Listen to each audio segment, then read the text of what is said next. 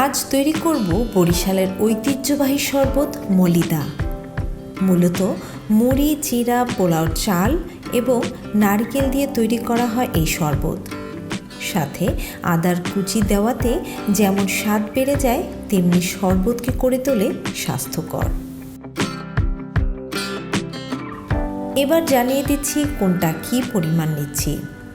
মুড়ি 1.5 কাপ, চিরা 1 কাপ, পোলার চাল 1/4 কাপ।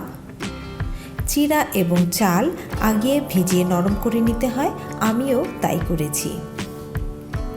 নারকেল 1.5 কাপ, চিনি টেস্ট অনুযায়ী, আদার কুচি 2 টেবিল চামচ পরিমাণ, লবণও টেস্ট অনুযায়ী এবং পানি।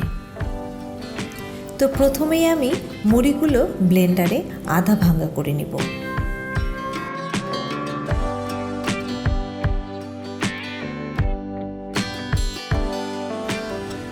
মুড়ি গুঁড়ো করা হয়ে গেছে।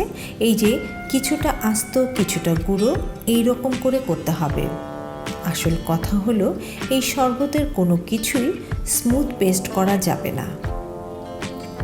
মুড়ি তুলে রাখলাম। এবার বাকি ইনগ্রেডিয়েন্টসগুলো ব্লেন্ড করে নেব। ব্লেন্ডারে প্রথমে দিয়ে দিলাম ভিজিয়ে রাখা পোলার চাল, ভিজিয়ে রাখা চিরা, নারকেল কোড়া, স্বাদ মতো চিনি, আমি 4 টেবিল চামচ দিয়েছি, আর দিলাম আদার কুচি এবং স্বাদ মতো লবণ। সবশেষে দিয়ে দিলাম কিছুটা পানি, যাতে ব্লেন্ড করতে সুবিধা হয়। এবার এগুলো ব্লেন্ড করে নেব আধা ভাঙা করে। বাকি উপাদানগুলো ব্লেন্ড করা হয়ে গেছে। এবার কেবল সব একসাথে মিশিয়ে শরবতের ফাইনাল টাচ দেয়া বাকি। একটি বোলে গুঁড়ো করা মুড়ি নিয়ে নিলাম, তার মধ্যে ব্লেন্ড করা মিশ্রণটি ঢেলে দিচ্ছি, আর দিলাম পানি।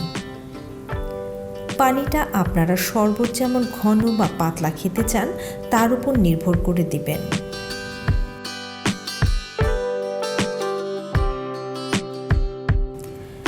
তৈরি হয়ে গেল বরিশালের ঐতিহ্যবাহী মলিদা। প্রতিদিনের ইফতারে একঘেয়ে শরবতের টেস্ট বদলাতে পান করুন মলিদা।